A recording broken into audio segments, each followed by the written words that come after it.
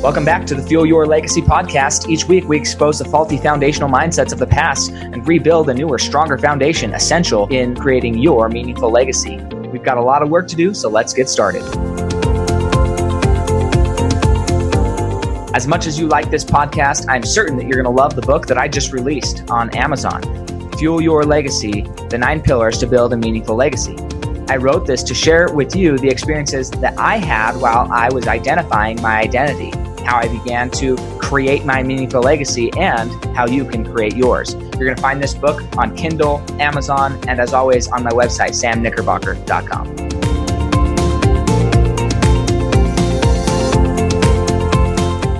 Welcome back to Fuel Your Legacy. And today, man, I just love interviewing people from all over the world. Today we're talking to Mandy Relyea Voss, correct?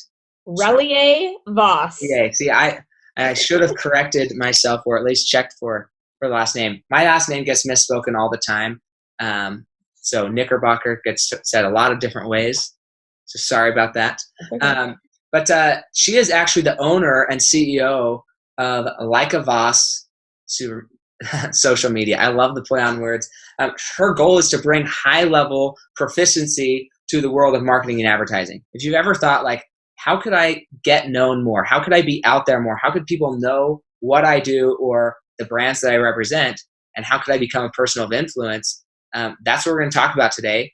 She's been a writer, photographer. She just loves anything creative. So she's kind of, I love things that are creative, but I'm not creative as a human. So I love talking to people who are. And she's filled more than 5 journals by the time she's 18. I mean, that's crazy. I don't know very many people who match how many journals they filled as myself. So no, legit, I have 5. When I got married, funny story really quick. When I got married, I literally gave my fiance at that point, while we were dating, all of my journals from my childhood, starting at 8 years old to when I was 21, and said, have at it. Like, if you can handle all of this stuff, all of your deepest, darkest secrets, all the crap you've done, everything that you would not want anybody to know about. Some of the pages, like, later in life, I got embarrassed. So I went and actually got a Sharpie and, like, Sharpied over stuff, because I was like, I tried to redact it, but if you hold it on the side, you can still see what it is.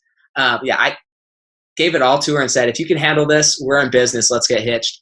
And after that weekend, she read it and she's like, yeah, let's do this. So it worked. Yeah. How many people can do that, right? Can you allow somebody to watch you grow up? And I think that's the essence of marketing. That's the essence of really helping people see your life. Not like from a fake perspective of I'm going to just create whatever I want, but be real. Like, why are you hiding stuff? Be real. And the more real you are, that's where the true connection comes in my experience. So I'm excited for Mandy to kind of share her nuggets. She's going to tell us first where she comes from, how she grew up, and why she ended up in this industry. Awesome story. Take it away. All right. Hey, everyone. I'm Mandy. So I live in Kingston, Ontario, Canada. And I am a townie. So I was born and raised here. I was born in Kingston General Hospital.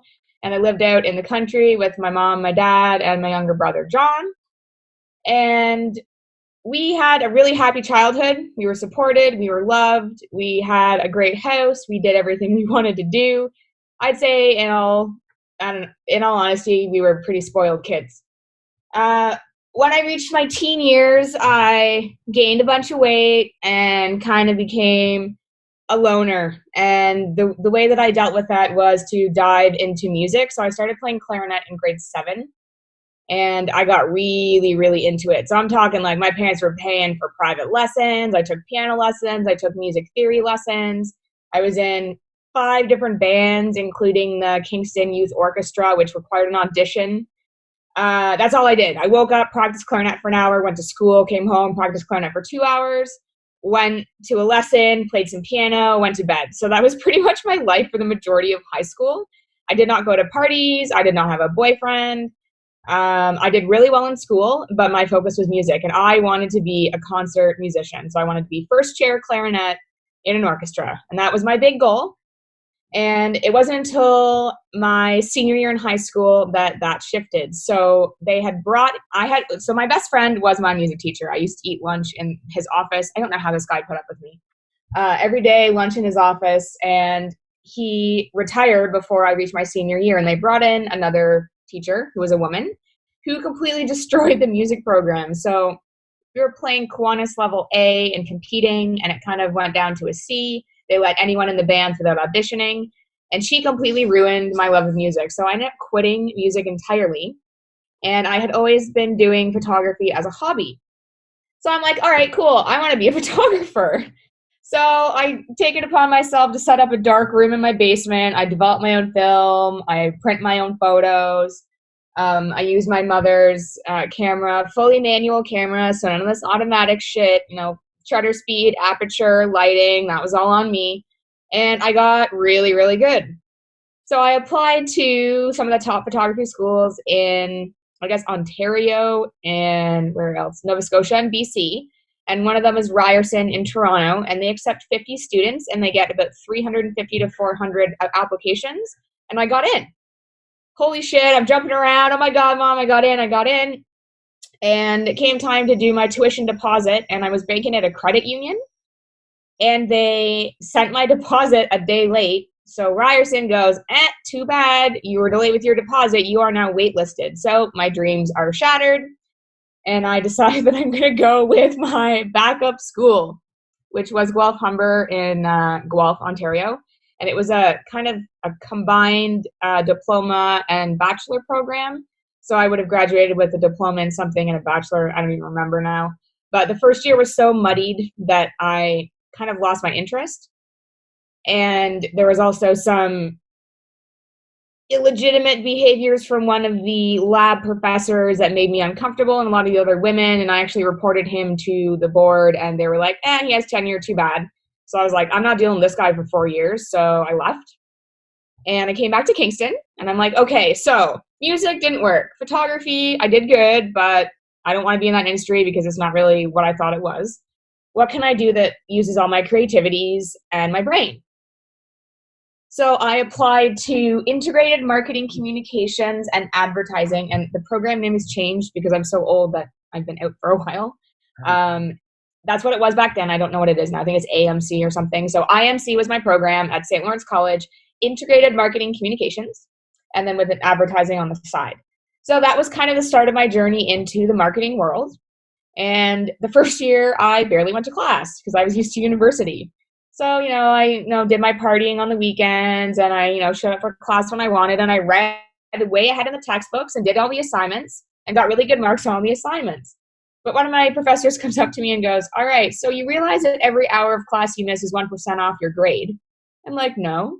He's like, yeah, so you're failing, but you've gotten like 90s on all your assignments. So I'm like, mother F, like, really? So I ended up writing a supplemental and getting by in that class, and I did really, really well. And so it was a 3-year program. Now I cheated the system. So after 2 years, I got my diploma in integrated marketing communications, and then you had the option to apply for your 3rd year. After your 3rd year, so only 1 additional year, you got an additional diploma in advanced advertising. So technically, if I had have done both of the programs, I would have done a 2-year and a 3-year, but they just kind of tacked on the 3rd year. So I have an advanced diploma in advertising and a diploma in integrated marketing communications. So after college, I went to a job fair, and I was offered a job at a local credit union. Remember before when I said the credit union screwed me over? Ha ha ha. The universe is hilarious. So I accepted the job based on the fact that they told me I would be doing marketing for that. I'm like, all right, cool. It's in my industry. Yes, right out of school. I was hired on a part-time basis, and I worked 40 hours a week, 6 days a week, no benefits, minimum wage. Oh no, I think it was maybe $1 a month above minimum. And I got comfortable. So it was a steady paycheck. I got lots of hours. I was making my rent. At this point, I was living with my brother and a friend. I didn't love the job at all. I tolerated the job. I really liked the people that came into the bank, and I made friends. But it wasn't, every time I tried to bring forth an idea for marketing, and I had to go up to the CEO, who was, I'm not going to say anything unless in case he hears it sometime. But anyway, just kind of like a dude in a chair sitting there making decisions that he really has no idea about the day-to-day of the business. And I was there for a year. I had perfect attendance, no sick days, and it was never late, never had a reprimand, nothing. And a year hit, and I don't know what happened. I was late 3 Saturdays in a row, and I got fired. So I'm going to say that this is my subconscious saying, this is not what you want to do, and put me in a situation where I, wasn't a good employee anymore, and they fired me. So of course, like most young people, I think I was 21 or 2.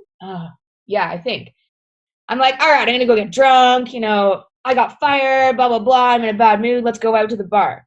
So I go out, and I'm talking to my friends about, it was a good job. It paid me, but it wasn't marketing. Marketing's really what I want to do. I don't know what to do now. I got to start applying for jobs. And this guy comes up to me. He goes, oh, I heard you talking about marketing. You sound really intelligent. Like, are you looking for a job? I'm like, oh, haha, yeah, right, buddy. Like, not interested. Peace out. See you later. And he came up to me again. He's like, no. Like, for real, I'm going to take you out to lunch tomorrow. I want to offer you a job. And still, I'm like, yeah, okay, man, sure, whatever. Like, here's my number. I gave my real number. I'm like, okay, you can message me tomorrow if you're legit. And I'll take the time to come and meet with you. So he met with me the next day, and he was a really above board, nice dude. And he legitimately offered me a job. So there was a company in Kingston that doesn't exist anymore, but it was called Kingston Kiosk, and they are basically, a competitor for the Yellow Pages. So I don't know if you guys know it. You guys? Okay. So Yellow Pages, right. So basically online version. So come to our website, click on, restaurants in Kingston and see the list of everything. And this is before that was a really big thing. So, they had a pretty good business model going in Kingston, but part of it was event promotions. So he hired me not to sell directory listings, but to contact events in the city and say, do you want to be listed on our events calendar? Because we wanted to get people to the website and get them on the website so they could find the businesses. So I was hired as the events and promotions manager. And part of that was running Facebook and Twitter. Now, it was only Facebook and Twitter back then, so you can imagine how easy that shit was compared to today. So I did that job. I did it well. And I actually started selling directory listings, and they nicknamed me the closer because I'd go into a sales meeting with I wasn't planning to actually sell them. And at the end, they're throwing me their credit card. And I'm like, I don't know how to process this. I got to go talk to my boss. I don't have the tools to take your money right now. So that summer was quite interesting. It was a high commission for the directory listings. And then the other job, he was just paying me hourly. But my brother and I both worked for him. And we basically just went out and sold a bunch of stuff. And then got our commission and said, okay, peace out, man. When the money runs out, we'll come back and sell more. He's like, all right. So we, go have fun for a few weeks and then show up again when we needed money. So that was a really sweet first experience in the sales industry. Anyway, so from there, the CEO was dating someone in Ottawa. So he got transitioned to the Ottawa head office. And just so happens the girl he was dating worked for the company. But she decided to quit to get her graduate. So he offered me the job. So he's like, hey, you're doing really good in Kingston as events or promotions manager. Do you want to move to head office and work from here full time? I'm like, yeah, okay, man, sure. So I moved myself to Ottawa from Kingston. So first move ever out of the city. And I was actually dating someone at the time in Petawawa. So it actually was a great match because I was actually closer to him. So I was like, yahoo, woohoo. So I went to head office and they put me in the front desk because I was a girl, and they wanted me to be the receptionist and the greeter and the person that got the drinks and the photocopier and the events and promotions manager and side sales. And I had to attend business meeting dinners with, the uppity men of Ottawa, which again, I was too naive back then to realize what I was actually doing. So the job was the exact same. So the same idea. Events and promotions manager ran Facebook and Twitter and promoting local events, but this time in Ottawa. And their following was quite high for back then. So they had 15,000 on Facebook and 15,000 on Twitter. And that's a lot. It was a lot back then. Maybe not so much now. I don't even know what Twitter numbers are like now. Millions, hundreds of millions. So, I took this job and I noticed that they were giving away their event listings for free. and they had a newsletter with a subscription base of like 20,000. And I said, you know what, guys, can I like make a revenue stream for you? Because you should be selling these listings and not just giving them away. Like you could make some money doing this. They're like, all right, sure, go for it. So I draw up all these plans and like, one newsletter insert is worth this much, and a package of 2 Facebook posts and 3 tweets is worth this much, blah, blah, blah, blah, blah. So I go ahead and I go out there and I land $100,000 of business for them in the first year. And they were paying me for a job. So the previous person that was in the position was being paid a salary and was making no money. And I was paid less of a salary and I made them over $100,000. And that's not including trade sponsorship agreements, which was over 200. So because part of that job was running social media, I was interacting with our clients. Say, the Ottawa Gala was listing their event with us. So, I'd write their content, I'd send it to them for approval, and then I'd post it out.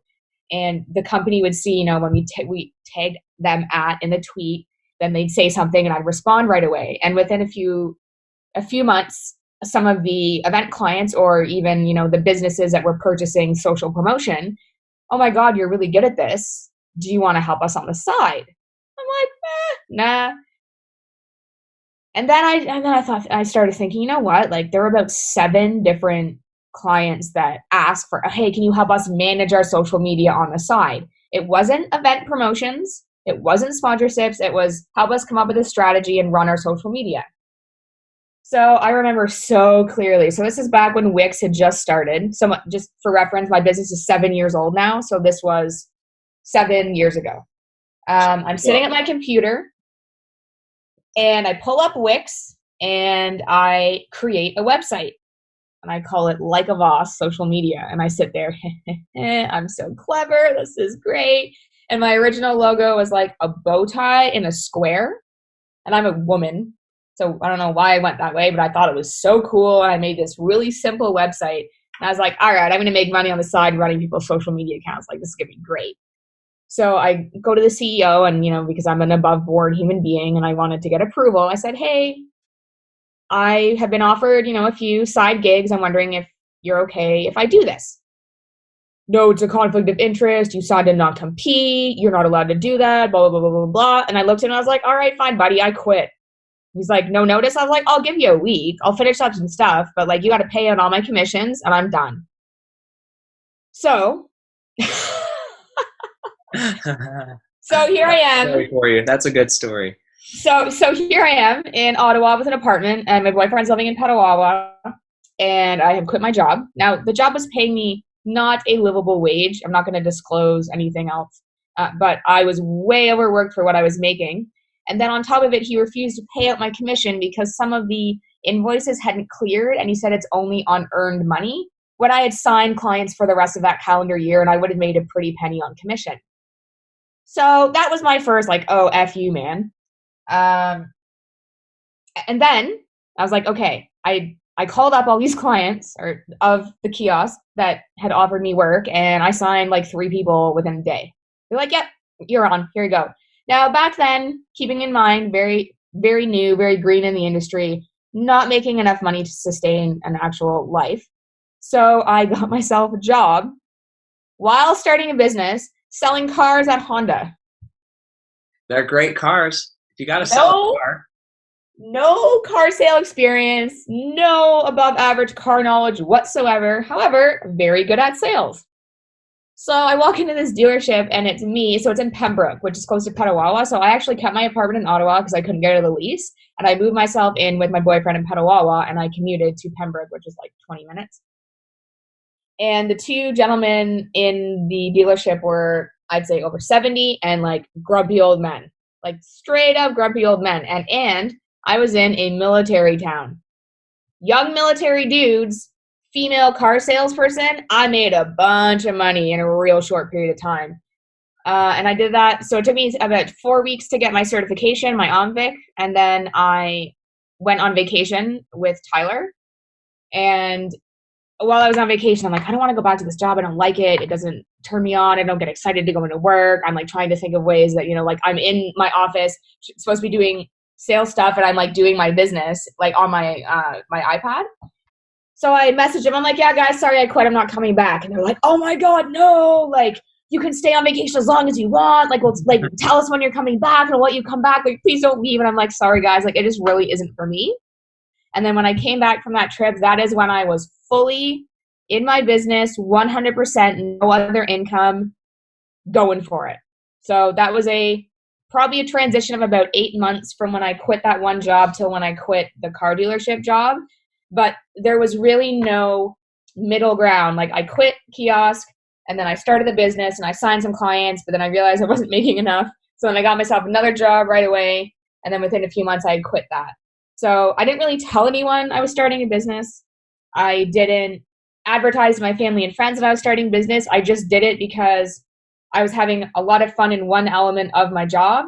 And then people were positive reinforcement of, oh, you're really, really good at this. And I thought, if I'm really good at it, can I make money doing it? And that's kind of where the switch was. This is fun and I can make money. And that's what I had planned with music and photography. So again, the mindset is the same, just how I got there and what I was doing is different. So here I am. I'm 31.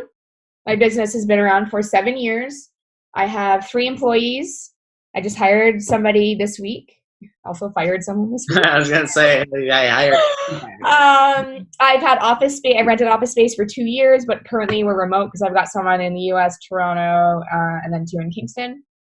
And we've got clients in the U.S. and Canada, and we are, in my mind, we have passed that 5-year mark, and we are successful. That's awesome.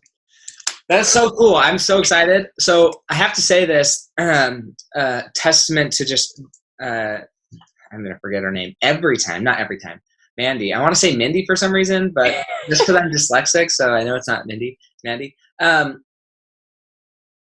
Not all of you guys get to see her while she's talking because, unfortunately, you're listening to this on a podcast and you're not watching the YouTube video of it. But she is hands down, I believe, the most exciting person that I've interviewed. Like, she really is like giggly happy. I mean, you guys heard her, but like giggly happy about her story, about what she's doing. She loves what she's doing. I think that if they were to say, if I would say this is what kind of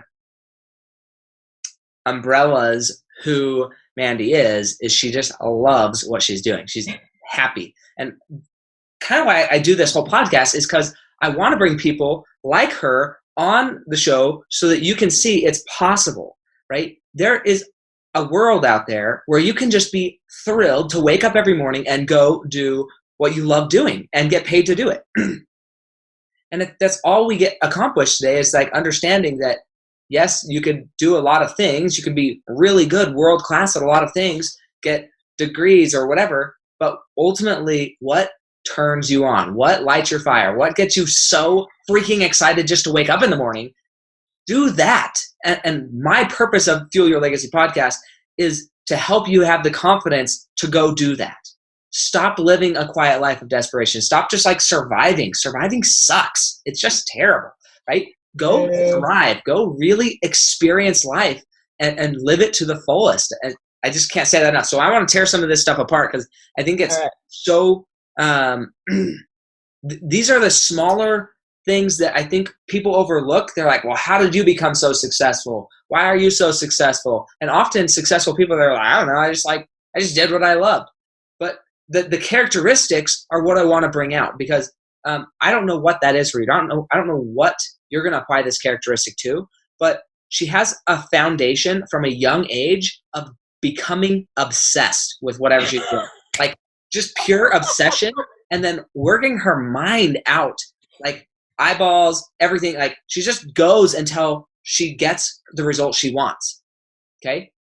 Now, what's important about this, and I think this is just as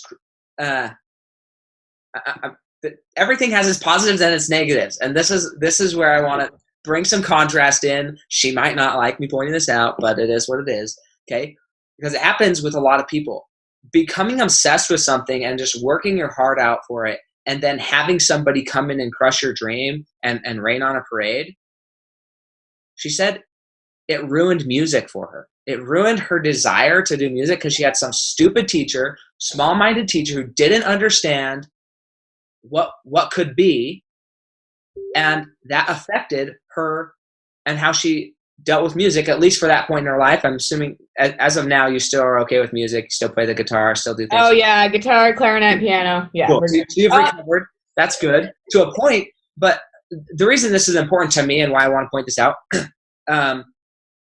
is unfortunately I was at one point in my life one of those stupid, small-minded people who went and destroyed, to one degree or another, my little sister's passion and confidence in an area of their life in music. And so as you're sitting there listening to this, think, where am I the person who's raining on somebody else's parade? Wow, yeah.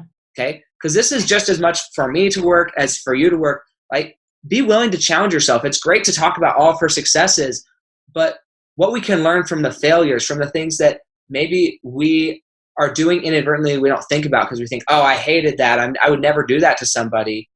If you're putting any amount of emotional energy to something, chances are you're doing that to other people in your life in one way or another. So just be real honest with yourself and think, where am I not giving a full level of support in my life that I could be?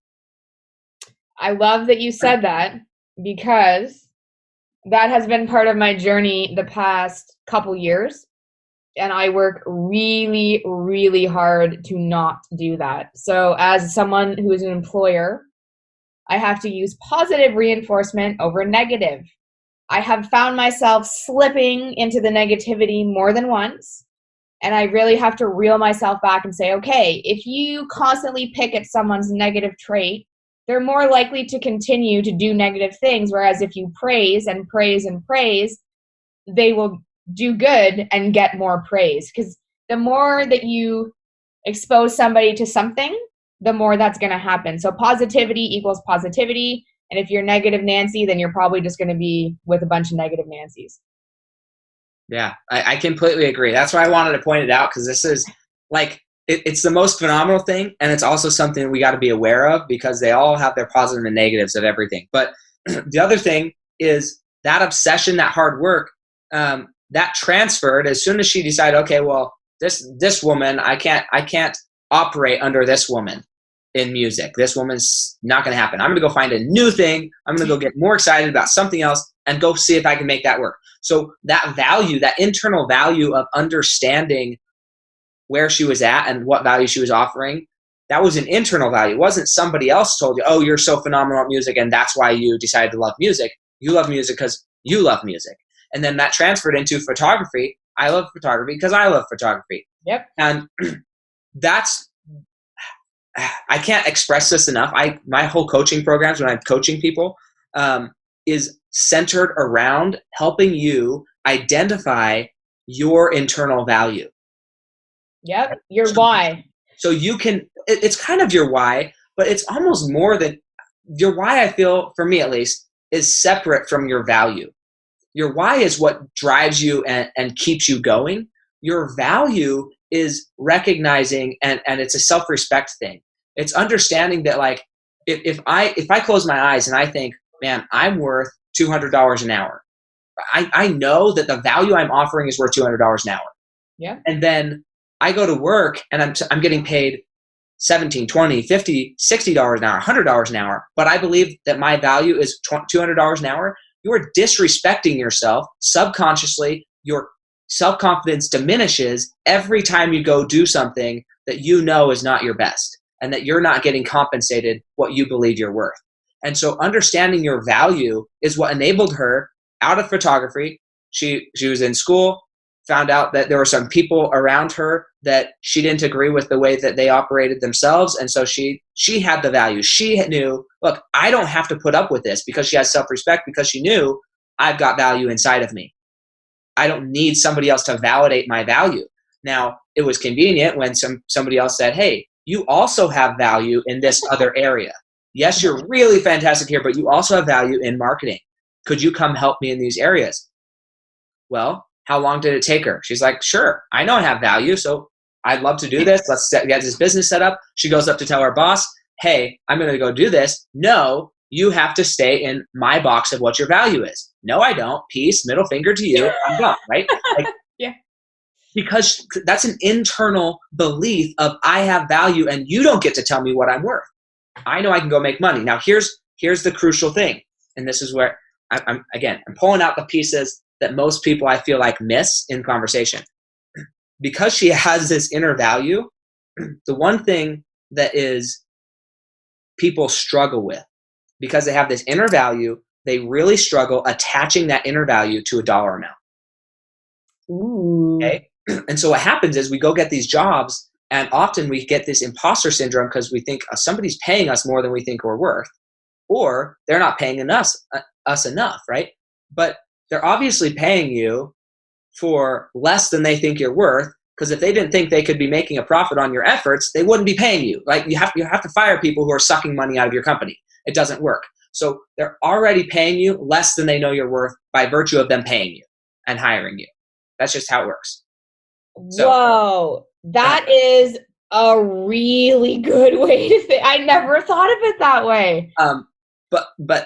So this is what's crazy. She goes off on her own and she signs some contracts with people, but she doesn't know what her value is in the marketplace. She hasn't yet learned how to tie her value to those companies to a dollar amount that she could survive on. So she had to go get another job, right? Yep. Until it finally clicked.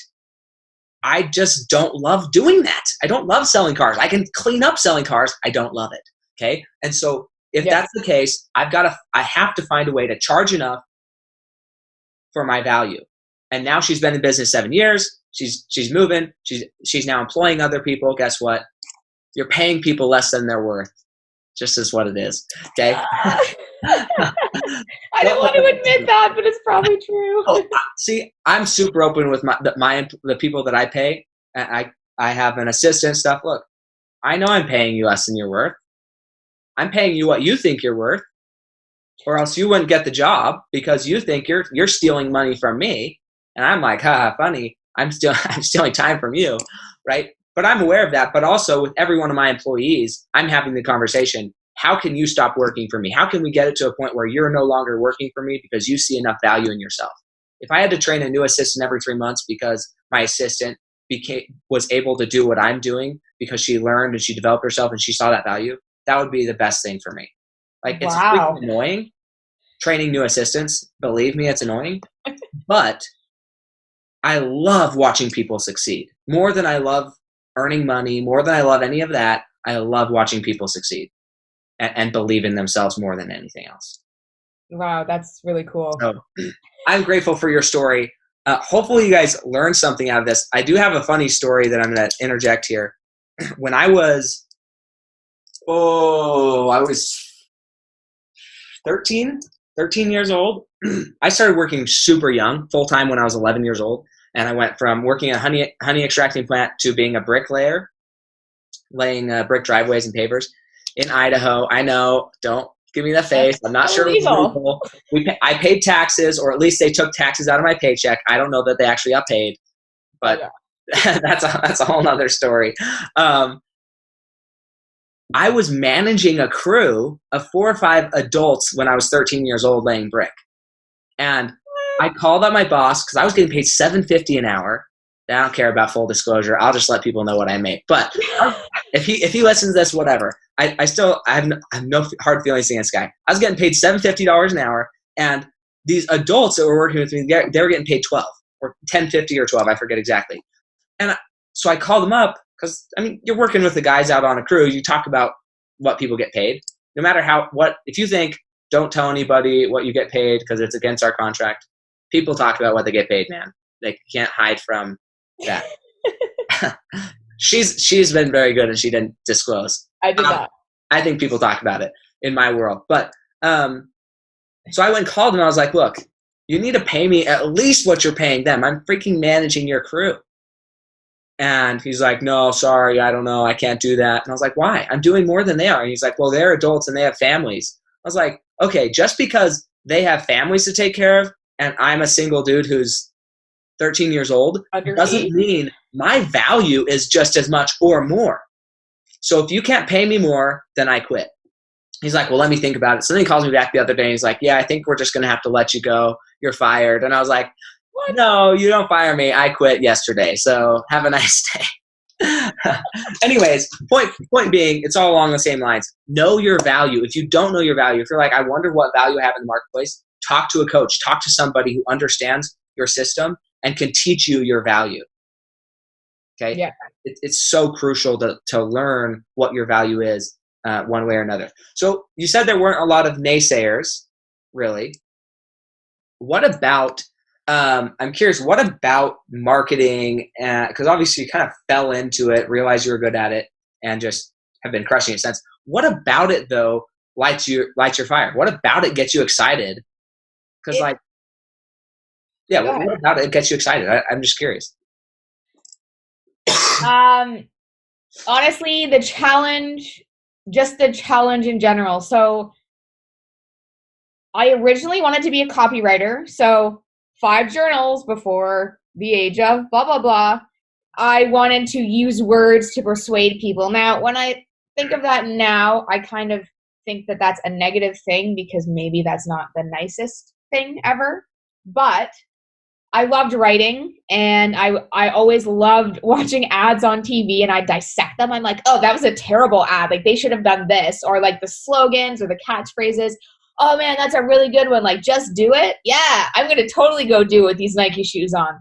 And I wanted to be a copywriter. And I met Terry O'Reilly once, and he signed The Age of Persuasion for me and said, you're going to be a great copywriter. And that's not where I ended up. I guess I kind of do copywriting a little bit, but not in the traditional advertising agency sense of copywriting. But I was always just really interested in like, okay, the Charmin commercial of the bears wiping their butt with toilet paper and it's soft. And why is it a bear? And like, why does that speak to you? And then going into the demographics and the target markets and like all of the data really interested me. And like, I'm not even a math person at all. But like when a client comes to me and they go, okay, so my client is a 31-year-old single business owner, go.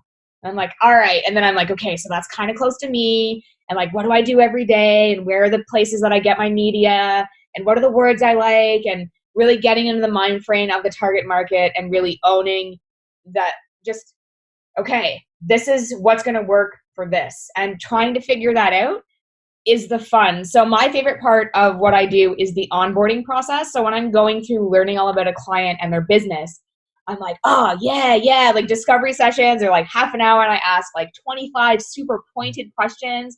They end up blushing at some point. They don't know how to answer some of them.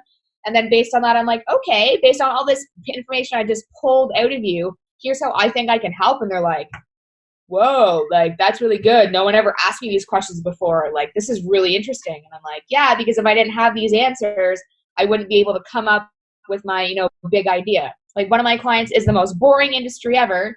And I'm like, you know what? Why don't we just run your social media like a newswire? Provide education to your target market to learn more about what you're doing so that they in turn use your services. They're like, holy shit, never thought of that. Yeah, and I've been running their social content for 2 years. And it's a newswire. We just put out news articles, let people know what's going on, and educate their target market. That's not a strategy that is applied in very many other places. But it was something that I thought, okay, if I was thinking of buying this service, what would help me buy it?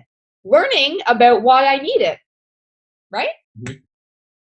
Yeah, no, I love it. I think that's very much the same. See, this is what I love about talking about successful people is most of them, and if you've been listening to my podcast for a while, that is the thing that most people enjoy. They love the puzzle of whatever they do. They love the discovery sessions. They love finding out how to help, how to serve, what's going to be the most effective. They love that aspect of it. Not as many people. There are some who just 100% love the fulfillment aspect of it, where they're like actually going in and creating all the graphic artists and all the writing and stuff. There's some people who just like that lights them up, right? Those are the people that we hire because that lights them up. Okay. That's what I was going to say. Exactly. I hire those people. Yes. We hire that stuff out. The people that are the leaders, the movers, the shakers, they're the people who just get excited about creation, essentially. And that's something that I would, again, as a listener, stop, pull over, whatever you're doing right now, and write down 2 or 3 things. When was the last time you just chose to create something? Like, I don't care what it was. Did you make something new for dinner? Did you decide to put a new set of notes together on the piano? Did you decide to draw something? Did you draw a funny picture on the back of somebody's car in the dirt, right? Like, what did you do last time you created something that got you to smile? I know for myself, when I was 14 years old and it hit me that the purpose of, as far as I'm concerned, the purpose of me being on this planet is to learn to create in whatever fashion I want to.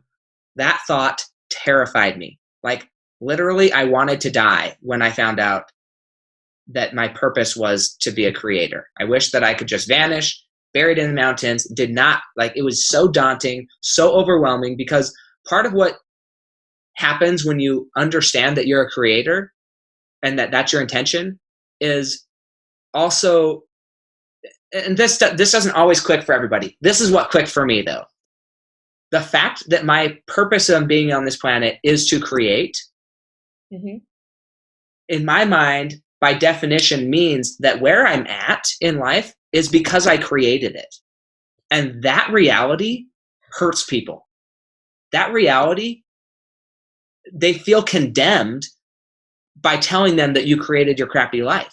Okay? It's not a negative thing. See, when it first happened, I wanted to die because I had to come face the realization I created this crappy life that I'm living. A few years later, when I finally understood that also I can create the best world and life that I want to live in, now it excites me. Every crappy thing that happens in my life is now an exciting thing. Like, man, how the heck did that get created into my life?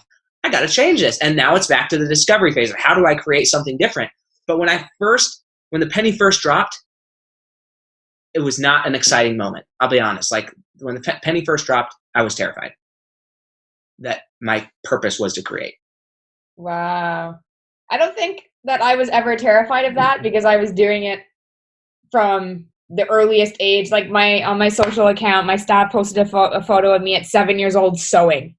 Like, my mother bought me a full-on expensive sewing machine when I was 7 years old because I was so into sewing, and I was creating sooner than I can't even remember. Like, all my life I've been doing it, and I've never even had to realize that's just what I've been doing. Right. I love that. Because I thank you for saying that, because I almost glossed over something massive, and I'm so glad you brought this up. Her being able to be obsessed with her clarinet, her being able to be obsessed with photography required supportive parents. It required the people around her to love her enough to let her discover what she wants to do. And again, if you're a parent, I'm a parent, I got 2 kids, and sometimes it's hard to just let your child have an imagination and not be like, that doesn't work. My experience is you're never going to succeed at that, so you better not try, right? That, it's so tempting sometimes, even when it's like, I'm going to fly off the roof. No, you're going to hurt yourself. Rather than, that sounds like a fun idea. How could we do that safely, right? The difference in those conversations are entirely different. Oh, you want to be a clarinet professional? Well, that's a lot of money. We don't have the money for it. Versus, hey, let's start with whatever we can, and eventually we'll work up to whatever we can do to help you. How can we make that happen? So understanding that as a supportive parent, person, boss, whatever, asking the question, awesome, how can we make that happen? Versus, no, we don't have the resources, we don't have the money, we don't have whatever. Look, if your employee wants to get paid twice as much, say, awesome, I'd love to pay you twice as much. What are you going to do to make that possible? Oh my gosh. Okay. So I had this exact same conversation with an employee who had been with me for a long time, and I absolutely love her. And she asked for a very significant raise. And I'm like, okay, great. What extra value are you bringing to allow me to pay you this? And there was no response. So we negotiated a slightly lesser raise than what she originally asked. And she ended up quitting anyway.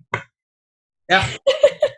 So that is 100% on point. 100%. Yeah. Anyways, I just think I'm glad that you brought this back up so we could regroup to that, because parents, I think, deserve way more credit than we ever give them. Yeah. My parents, as as stressful and undesirable as my childhood was in so many ways, my parents believed in me and we were homeschooled. And anytime I wanted to do anything, my mom, bless her heart, she would go to the library, get as many books as she could and said, immerse yourself in this, see if you enjoy it. And then it's like 3 weeks later, that's really boring. I'm not interested in that anymore. Okay, what are you going to do then? Like, I'm so grateful that my mom and dad were willing and able to at least have enough patience with me, and I believe my other siblings, to allow us to do those things. Anyways, love it. This is such a good. I'm going to listen to this like 2 or 3 times just because I re-listen to all my podcasts, but some are better than others. Oh, well, thanks. No, I was very fortunate to have the absolute best parents in the world. I'm very, very, very, very close with my mother. She moved away to BC about a month and a half ago, and it devastated me. And I'm trying not to break down because I'm back in Kingston and like I can't go over and have coffee, which I did every other day. But they were a huge part, and they never told me no. Actually, the only time they said no was hockey, because my mom didn't want to put the time commitment in because it was way too much. But other than that, yes. And if the money wasn't there for something I wanted to do, yeah, like you said, started small. Like I rented a clarinet for the first 3 years, and then they saved up, and like I didn't know this because I was a child. They saved up and bought me a clarinet, and I still have it. Sure. I love that. That's so cool. So I know we've covered so many, but I'm curious, what do you think, if you were to focus on one specific habit, mindset, or behavior that you've used to create your legacy, create your company, what would you say it is, and how could we adopt it into our lives? That is a very difficult question. And the truthful answer to that is I actually did not have one for the first many years, which is why I was unsuccessful. I actually went bankrupt in the middle of building my company. So, and because I was not practicing self-care, I just threw myself in. I worked 12, 14, 15 hours a day. I obviously didn't have staff at this point because I was just starting. Until I adopted a self-care routine, I did not see success. So I wake up and I do not check my phone for the first 10 minutes. Now, I know that's not a lot of time, but sometimes it really is. And I get up and I, go pee and finish my whatever's left over of my water. I make sure I chug it. I get my gym clothes on. I grab my gym bag and I grab my phone and I go to the gym. And that's the first thing I do every day at 5:30 in the morning. And by the time, so I get back at like 7 o'clock. By 7:30, I'm ready to go. I work. I have hourly alarms set on my phone to get up, and I call them my dance parties. So I will put on a song that I love, get out of my desk, and just dance around for like the duration of the song to get me A, out of my seat, and B, just kind of turn my mind off so that I can come back refreshed in a few minutes. And taking time off. So when the workday is done, even though I'm currently in a home office, when I'm done work for the day, my laptop is closed and I do not answer work emails until that I am on shift, which is whatever, it's my choice, until I am on shift the next day. So be it 7, 8, or 9. It's really important to disconnect yourself, especially if you're a business owner, because we don't ever get a break. It is like having a child. Not the same exactly, but you're always thinking about it. You never really get time off. You're always worried. You're always concerned. You're always thinking of ways to make it better. And it's important to have your own identity, because if you just go into the business, you could just really, really get sucked in. And you need to be an individual as well as a business owner. I love that. What's fascinating about that is everything that she does and all of her passions are like anything creativity. And sometimes we get this opinion that creativity, if I'm this creative person, that I'm just going to go with the flow, feng shui, and just not do anything. No. High-performing individuals are structured people. End of discussion. Yes, they're creative in their structured time to be creative. Yes. They structure their life still because that's what is necessary to be a high-performing individual. So although we've talked all about all the creativity, we did this and then random, all this stuff, right? Well, ultimately, when she became successful, she got structured. And I think that gets overlooked way too often. So I love that. I'm going to plug one thing. It's not mine. So if you are interested in creating a routine, read Miracle Morning for Entrepreneurs by Cameron Herold. He's a client of mine. Amazing. Take the time to structure your morning routine around what is going to best serve you. But definitely read that book. Miracle Morning. Miracle Morning for Entrepreneurs. Who's the co-author? Maybe I'm blanking on the co-author, but Cameron Herold. Actually, he'd be a great connection for you. Cool. Yeah, I'll look into that. Cool. So we're going to move on here. First, though, I think it's important that all of my guests, the reason I bring people on here is because I want to give them exposure as well as help my audience. So if we wanted to use your services, if we want to just get to know more about you, where's the best place to connect with you? How can we support you? How can the Fuel Your Legacy audience learn more about you, or at least say thank you for you coming on here and sharing your time with us?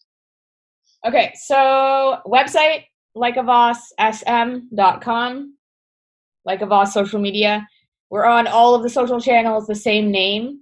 Now, if you liked me as a human being and want to connect with me, please reach out to me on Instagram. That is my newest obsession, which I didn't actually start Instagram for myself until January of 2019. So I'm very new, but I am obsessed and I'm very real on it. And I prefer that people talk to me through there. My business account, Like a Voss SM, is also great, but me as a human is the other one.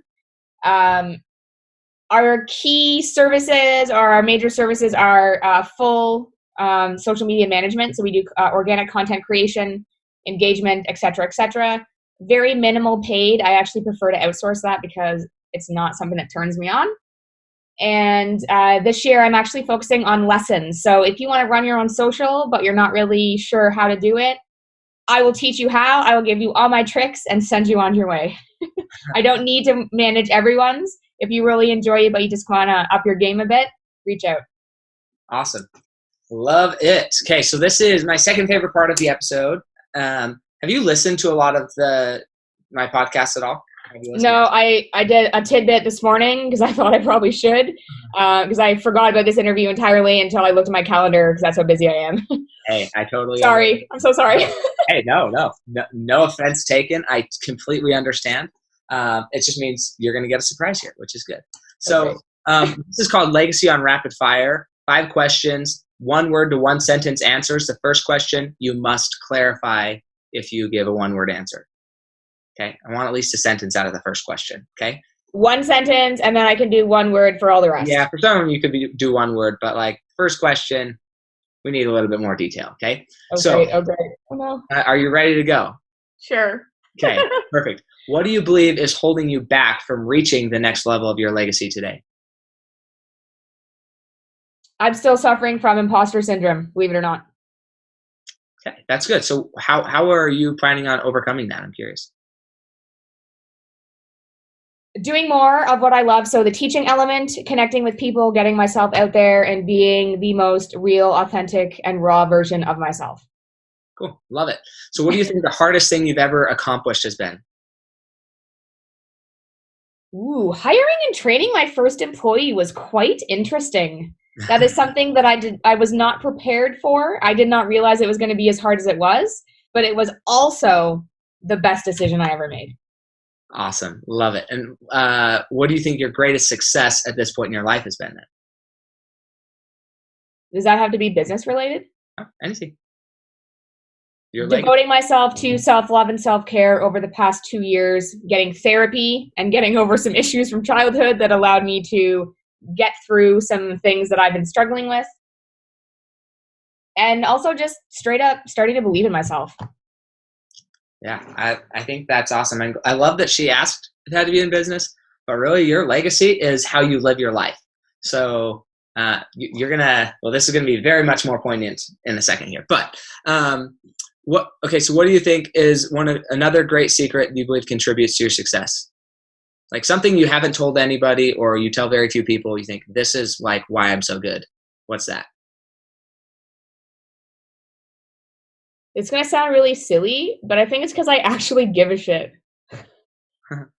That's I'm good. not pretending when I reach out and say, how's your day going? Or can I help you in any way? Or how can I be of support? A lot of people assume that being genuine and kind is a fake thing, and it's really not for me. I don't know if that makes any sense, but I feel like that's like a thing. Yeah, no, that's huge. The energy in which that happens is incredible. And you, what books, one or two books, would you recommend to the Fuel Your Legacy audience? Miracle Morning for Entrepreneurs. Okay. Words That Work. Age of Persuasion. And I'm going to have to plug Cameron again. Free PR and Meetings Suck were game changers. Cameron Harold. Awesome. Vivid Vision by Cameron Harold is also really good. Obviously, I've read all his books. He's a client, so. So just go find Cameron Harold, order his books. And yeah, they're very affordable. And last but not least, which was a very big shift, and this is something that I've kind of also been talking about on my personal social accounts, is 28 days alcohol free. So if you've ever considered what your relationship is with alcohol and you want to see what your life is without it, go buy this book and go through the 28 days, and holy crap. I don't know how to explain. I ended up doing 60. I'm going for 90. Yeah, that was a game changer book. Basically, your sobriety then, right? So their whole thing is reframing the mindset around alcohol and saying, I'm sober and I'm in AA and I'm never drinking again. They're just trying to get you to evaluate your relationship. And in reality, it's, I'm sad, I'm going to have a drink. I'm happy, we're going to celebrate with a drink. I'm bored, I'm going to drink. I'm anxious, I'm going to drink. Well, I think I'm more funny when I'm drunk. I think I'm a better worker. I think I close more sales.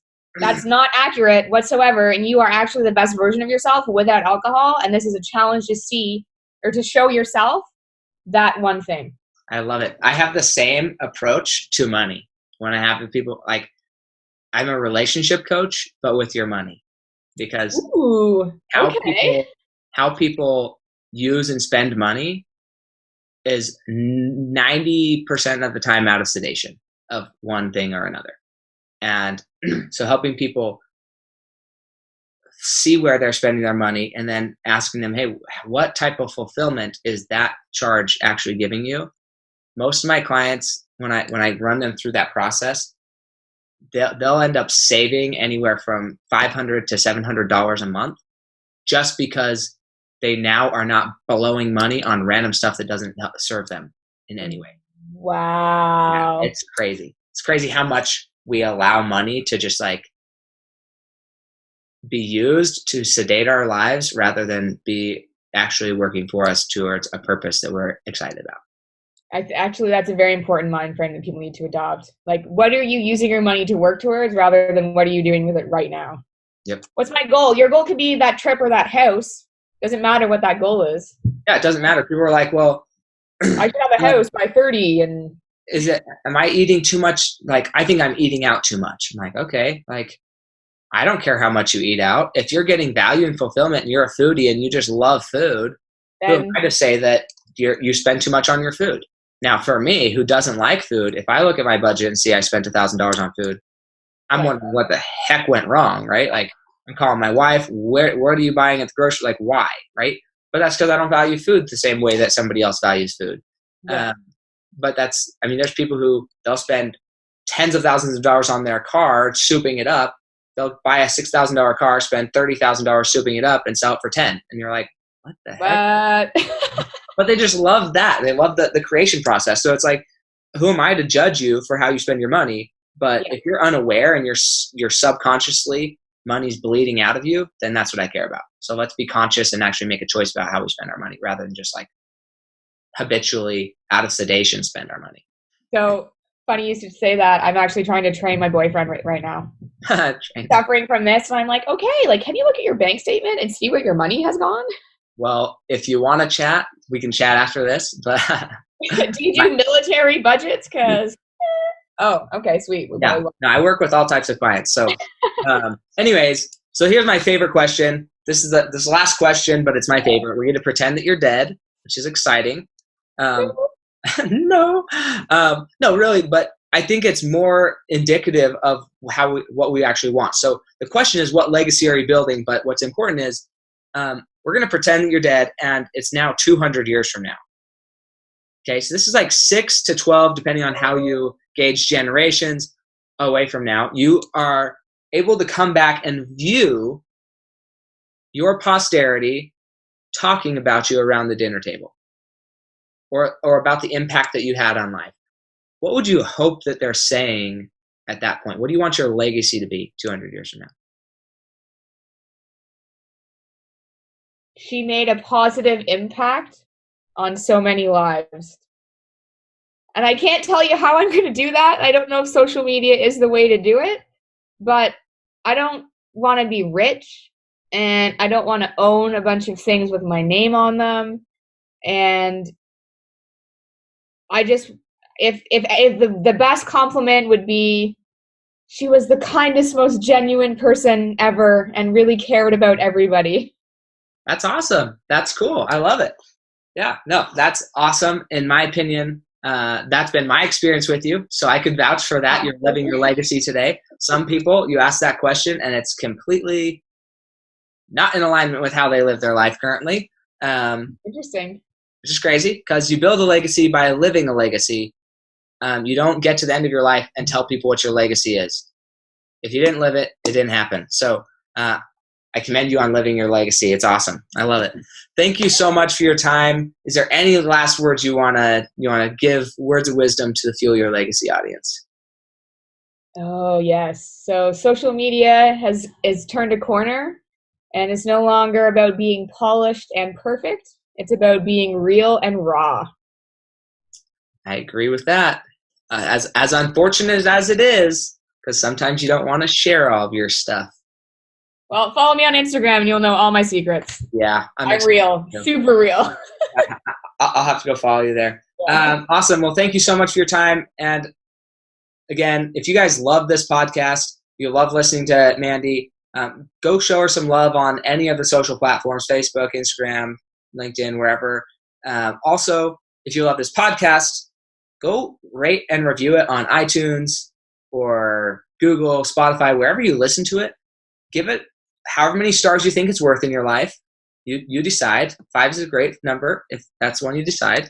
And then say something about it, because some people, they are looking for something to read or listen to, and they'll read 2 or 3 reviews and then they're like, yes or no, right? So if this podcast changes your life, let people know about it, right? So all the upset people, they always get out there and they blog and they gripe about stuff on social media or wherever, but we need more happiness. We need more sharing of what you love. So go ahead and rank and review this podcast, and we'll catch you next time on Fuel Your Legacy.